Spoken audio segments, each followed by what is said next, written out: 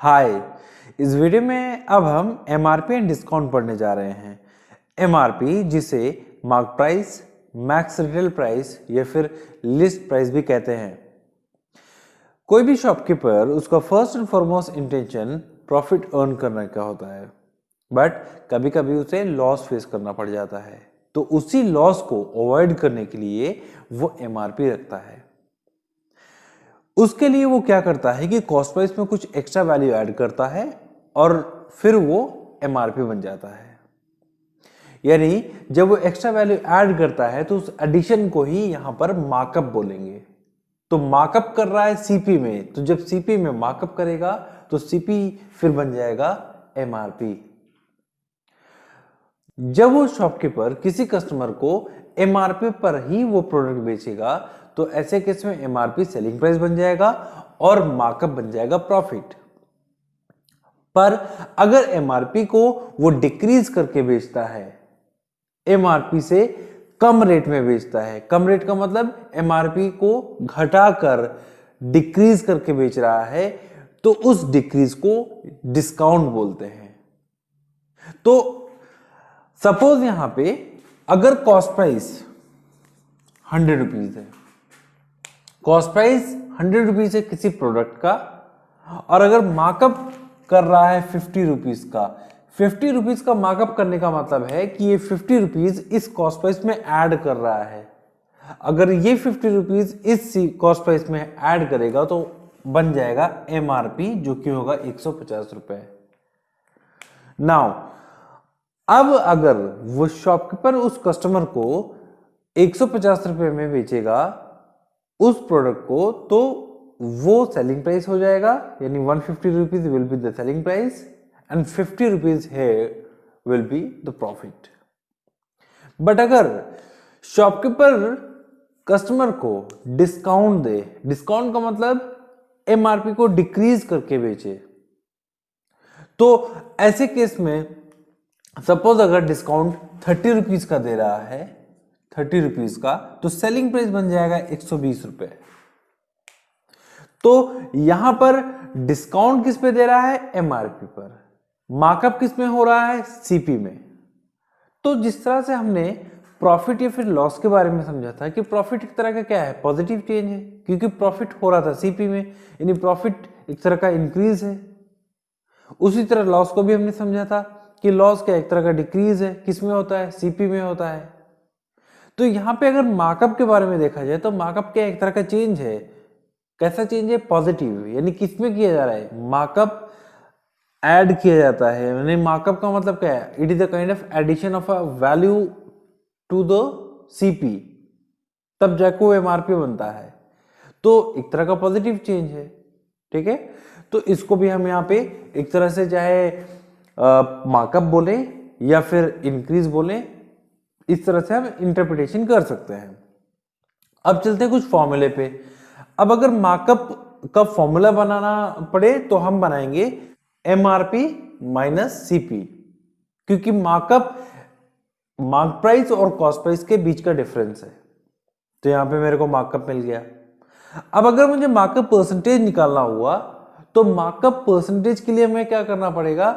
हमें percentage change वाला concept लगाना पड़ेगा। सीपी में मार्कअप हो रहा है, यानी सीपी में कुछ वैल्यू ऐड किया जा रहा है, तब जाके एमआरपी बन रहा है। तो सीपी पहले 100 था, अब हो गया 150 रुपीज, चेंज आया 50 रुपीज का।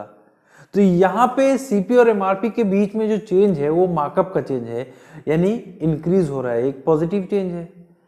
तो ऐसे केस में चेंज हुआ है मार्कअप का, तो इस चेंज के लिए कोई ना कोई बेस वैल्यू होगा जिसमें ये चेंज हो रहा है, और ये चेंज कॉस्ट प्राइस में हो रहा है, यानी मार्कअप को हम सीपी में ऐड करते हैं। ओके, तो हमें निकालना है मार्कअप परसेंटेज। तो मार्कअप को हम सीपी से कंपेयर करेंगे, तो मार्कअप अपॉन सीपी इन 200 करेंगे तो मार्कअप परसेंटेज निकल आएगा।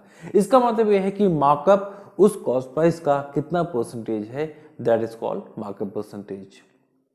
उसी तरह से डिस्काउंट के बारे में हम कह सकते हैं कि डिस्काउंट है एमआरपी माइनस सेलिंग प्राइस, क्योंकि एमआरपी और सेलिंग प्राइस के बीच के जो डिफरेंस है उसको ही डिस्काउंट कहते हैं।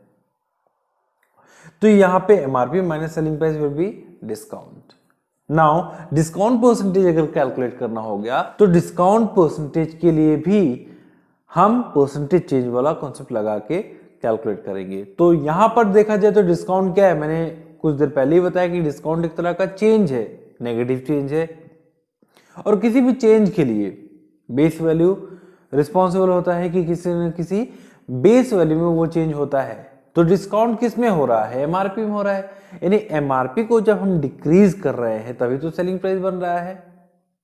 तो चाहे मैं डिक्रीज बोलूं चाहे मैं डिस्काउंट बोलूं, बात तो सेम ही है। यानी एमआरपी में डिस्काउंट दे रहे हैं तो ये जो चेंज है एमआरपी में हो रहा है। तो अब हम डिस्काउंट के लिए बेस वैल्यू क्या लेंगे, डिस्काउंट अपॉन एमआरपी, और ये फ्रैक्शन बन गया, इसका परसेंटेज निकालना है तो इंटू 100 करेंगे तो हमारा डिस्काउंट परसेंटेज निकल आया। यानी ये डिस्काउंट इस एमआरपी का कितना परसेंटेज है, that is called discount percentage. तो ये overall markup, discount, MRP, I think आपको ये सारी चीजें समझ में आ गई होंगी। मार्कअप एक तरह का चेंज है, कैसा चेंज है, पॉजिटिव। किस में हो रहा है, कॉस्ट प्राइस में, ठीक है। यानी अगर आप मार्कअप कर रहे हो तो किस में करेंगे, सीपी में करेंगे। जब आप सीपी में मार्कअप करोगे तो सीपी बन जाएगा एमआरपी। अगर एमआरपी पे बेचेंगे तो एमआरपी ही हमारा सेलिंग प्राइस बन जाएगा और मार्कअप हमारा हो जाएगा प्रॉफिट, और मार्कअप परसेंटेज हमारा कहलाएगा प्रॉफिट परसेंटेज। और अगर एमआरपी को डिक्रीज करके बेचेंगे तो उस डिक्रीज को डिस्काउंट बोलते हैं। हमें यहाँ पे डिस्काउंट परसेंटेज निकालना है तो डिस्काउंट कैसा चेंज है, डिस्काउंट एक नेगेटिव चेंज है, एक तरह का चेंज है जो किस में हो रहा है, एमआरपी में हो रहा है। तो ये भी हमने कैलकुलेट करना सीख लिया है, जान गए हैं। तो ऐसा हमें कोई फॉर्मूला रटने की जरूरत नहीं है, हमें बस कॉन्सेप्ट पे ध्यान देना है कि किस तरह से हम परसेंटेज चेंज के कॉन्सेप्ट लगाकर हम अपने फॉर्मूले को बना रहे हैं। अब चलते हैं कि जब हमें मार्कअप परसेंटेज दिया हो या फिर डिस्काउंट परसेंटेज दिया हो तो ऐसे केस में क्या फॉर्मूला आता है हमारे पास, और वहां पर क्या लॉजिक हम लगा सकते हैं कि हमें आगे चल के कोई फॉर्मूला ना रटना पड़े और हम क्वेश्चन को आसानी से कर सके बिना किसी फॉर्मूले के रटे हुए। तो चलिए उसको देखते हैं। अब हम उन दो केस को समझने जा रहे हैं जहां हमें मार्कअप परसेंटेज दिया हो और डिस्काउंट परसेंटेज दिया हो। तो अगर हमें मार्कअप सपोज m% का दिया है, तो जब हमें मार्कअप m% का दिया हो तो मार्कअप दिया है तो मार्कअप किस में हो रहा है, सीपी में होना चाहिए। तो जब सीपी में मार्कअप होता है तो ऐसे केस में क्या बनता है, एमआरपी बनता है। तो यहाँ पे एमआरपी का फॉर्मूला निकल के आएगा CP plus markup is equal to MRP. अब सीपी प्लस मार्कअप आएगा। अब मार्कअप यहाँ पे हमें परसेंट में दिया है m% का। मार्कअप परसेंटेज जब हमने कैलकुलेट किया था तो मार्कअप के लिए हमने जो बेस वैल्यू लिया था वो कॉस्ट प्राइस लिया था। क्यों लिया था, क्योंकि वो मार्कअप सीपी में हो रहा था। तो मार्कअप एक तरह का चेंज है, तो चेंज के लिए हम बेस वैल्यू देखते हैं, तो चेंज अपॉन बेस वैल्यू, यानी वो मार्कअप उस सीपी का कितना परसेंटेज है, यही तो मार्कअप परसेंटेज होता है। तो इसका मतलब ये है कि अगर m% का मार्कअप दिया है तो हम सीपी का ही m% कैलकुलेट करेंगे। तो यहाँ पे m% ऑफ सीपी, यानी ये पूरा का पूरा मार्कअप हो गया, ये सीपी हो गया, दोनों को ऐड करेंगे तो एमआरपी बन जाएगा। उसके बाद अगर सीपी को कॉमन निकालेंगे तो हमें मिलेगा CP into 1 plus m/100 is equal to MRP. अब अगर इस पार्ट को हम अच्छे से देखें तो ये हमारा मल्टीप्लाइंग फैक्टर है। भाई मल्टीप्लाइंग फैक्टर ऑलरेडी हमने बनाना सीख लिया है कि अगर m% का मार्कअप हो रहा है तो m% का मार्कअप का मतलब क्या है कि एक तरह का इंक्रीज है मार्कअप। तो मैं चाहे मार्कअप बोलूं चाहे इंक्रीज बोलूं, बात तो सेम है। अगर मैं ये बोलूं कि m% से इंक्रीज हो रहा है, चलो मैं m% की जगह मैं 10% ले लूं कि 10% का मार्कअप हो रहा है, यानी 10% का इंक्रीज हो रहा है। 10% का इंक्रीज किस में होगा, सीपी में होगा। तो हम मल्टीप्लाइंग फैक्टर बना सकते हैं। तो ऐसे में क्या ये मुझे फॉर्मूला रटने की जरूरत है, नहीं है। अब उसी तरह से हम डिस्काउंट वाले केस को अगर समझे कि अगर डिस्काउंट हमें D% का दिया हुआ है तो बनता क्या है कि भाई डिस्काउंट एमआरपी में होता है, तो एमआरपी को हम डिक्रीज करके बेच रहे हैं, तो फिर बनेगा क्या, सेलिंग प्राइस, यानी MRP minus discount selling price के बराबर आता है। अब यहां पे एमआरपी माइनस, अब डिस्काउंट क्या है, डिस्काउंट तो हमें परसेंटेज में दिया हुआ है, D% का डिस्काउंट। तो जब हमने डिस्काउंट परसेंटेज निकाला था तो डिस्काउंट के लिए हमने बेस वैल्यू एमआरपी रखा था। क्यों? क्योंकि डिस्काउंट एक तरह का चेंज है और वो चेंज एमआरपी में हो रहा था, तो जिसकी वजह से डिस्काउंट को मैंने एमआरपी से कंपेयर किया था कि डिस्काउंट एमआरपी का कितना परसेंटेज है, तो वही कहलाता था डिस्काउंट परसेंटेज। तो यहां पे डिस्काउंट D% का दिया हुआ है। अब D% का अगर डिस्काउंट दिया हुआ है तो वो किस चीज का, एमआरपी का ही। तो MRP minus D% of MRP, ये पूरा हमारा डिस्काउंट बन गया और ये is equal to selling price. यहां पे एमआरपी को हम कॉमन निकालेंगे तो ब्रैकेट में आएगा 1 minus D/100 is equal to selling price. तो फिर से अगर हम इस पार्ट को देखें तो ये हमारा मल्टीप्लाइंग फैक्टर कहलाएगा।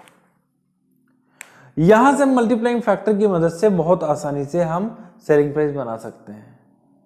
हमें पता है डिस्काउंट कैसा चेंज है, नेगेटिव चेंज है। डिस्काउंट का मतलब क्या है कि हम चाहे तो उसको डिक्रीज पढ़ें, बात तो सेम है, बट डिस्काउंट अगर है तो एमआरपी में हो रहा है, तो इसका मतलब क्या है, एमआरपी डिक्रीज हो रहा है। सपोज अगर D% की जगह अगर मैं 10% का बोलूं कि 10% से डिस्काउंट हो रहा है, दैट मीन्स व्हाट, एमआरपी को 10% से डिक्रीज कर रहे हैं, तो हमारा मल्टीप्लाइंग फैक्टर क्या बनेगा, 9/10 ऑफ एमआरपी। तो इस तरह से इन फॉर्मूले को हमें रटना नहीं है, हमें बस कॉन्सेप्ट को समझना है कि क्या कॉन्सेप्ट आ रहा है और उसको हमें कैसे यूज करना है। तो इसके पहले हमने जो फॉर्मूले बताए उसको भी हमें नहीं रटना है, हमें बस ये देखना है कि मार्कअप किस में हो रहा है, मार्कअप परसेंटेज क्या है, मार्कअप अगर परसेंटेज में दिया है तो उसको हम मल्टीप्लाइंग फैक्टर के थ्रू कैसे कर सकते हैं, ये सारी चीज़ें हमने समझ लिया। डिस्काउंट क्या होता है, डिस्काउंट परसेंटेज अगर दिया है तो हम किस तरह से हम कैलकुलेट करेंगे मल्टीप्लाइंग फैक्टर के यूज से। तो ये सारी चीज़ें हमें बिल्कुल कॉन्सेप्चुअलाइज्ड वे में पढ़ना है, बहुत ज़्यादा रटिफिकेशन नहीं करना है, और मल्टीप्लाइंग फैक्टर के यूज से हम इन सारे कैलकुलेशन को आसानी से कर सकेंगे। अब हम चलते हैं एक स्पेशल केस ऑफ डिस्काउंट को समझने, चलिए देखते हैं। अब हम एक स्पेशल केस ऑफ डिस्काउंट को समझने जा रहे हैं। अक्सर आप किसी मॉल या शोरूम में विजिट करते होंगे। सपोज आपने किसी शर्ट की शोरूम में विजिट किया और वहां पे आपको एक तरह का ऑफर दिखा कि बाय 3 गेट 1 फ्री। तो आपको क्या लगता है कि वो शॉपकीपर आपको एक फ्री दे रहा है 3 खरीदने पर?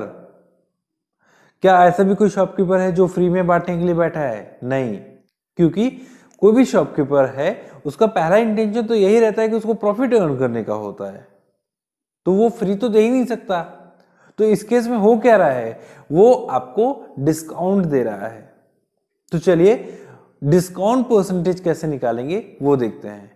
तो मैंने बोला कि उस शर्ट की शोरूम में आपको बाय 3 गेट 1 फ्री मिल रहा है। तो मान लेते हैं कि वो एक तरह की वैरायटी की शर्ट है और हर एक शर्ट पे सेम रेट लिखा हुआ है 100 रुपीज। तो अगर एक शर्ट 100 रुपीज की है तो आपके पास टोटल कितनी शर्ट मिल रही है? 3 तो खरीद के मिल रही है, बाकी एक फ्री मिल रही है। तो जितनी शर्ट आ रही है उसका प्राइस क्या है? 400 रुपीज। 400 रुपए है, बट आपने उस शॉपकीपर को कितना देना है? सिर्फ 300 रुपीज। यानी वो 100 रुपीज क्या है, वो आपको फ्री कर रहा है, यानी डिस्काउंट दे रहा है, छूट दे रहा है। तो 100 रुपीज का अगर आपको डिस्काउंट मिल रहा है, इसी डिस्काउंट को हमें परसेंटेज में कैलकुलेट करना है, तो हमारा डिस्काउंट परसेंटेज निकल आएगा। तो डिस्काउंट के लिए एमआरपी जरूरी है, और एमआरपी हमें पता है कि 4 शर्ट का एमआरपी क्या है? 400 रुपए। तो 100 रुपए डिस्काउंट मिला 400 पर, तो 100/400 इंटू 100 करेंगे तो हमें 25% डिस्काउंट मिलेगा। यानी हमारा डिस्काउंट परसेंटेज क्या है 25% का। तो यानी उस शोरूम में आपको 25% का डिस्काउंट दिया जा रहा है जब आप ये शर्ट खरीद रहे हो। तो जरूरी नहीं कि आप शर्ट का कोई वैल्यू डिसाइड करो, कोई वैल्यू अज्यूम करो। आप ऐसे भी कर सकते हो कि आपको कितनी शर्ट फ्री मिल रही है, एक फ्री मिल रही है। टोटल आपके पास कितनी शर्ट आ रही है, 4 आ रही है, यानी एक फ्री दे रहा है और आपके पास टोटल आ कितनी रही, 4।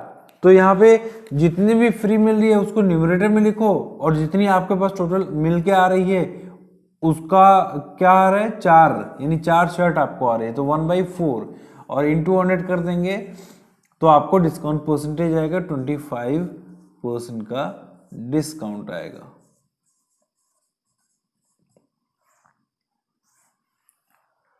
तो ये तो था एक स्पेशल केस। आई होप आपको ये कॉन्सेप्ट समझ में आया हो कि जब भी हमें इस तरह का कोई ऑफर दिखेगा कि बाय 2 गेट 1 फ्री, अगर बाय 2 गेट 1 फ्री है तो अब हमें डिस्काउंट परसेंटेज कैसे कैलकुलेट करेंगे। आपको एक फ्री मिल रही है कितने पे, 2 खरीदने पे। टोटल आपके पास कितनी शर्ट आ रही है, 3 शर्ट आ रही है। तो 1/3 कितना हो गया, 33.33% का डिस्काउंट हो गया। इस तरह से आप बहुत आसानी से ऐसे केस में डिस्काउंट परसेंटेज को कैलकुलेट कर सकते हैं। Thank you so much.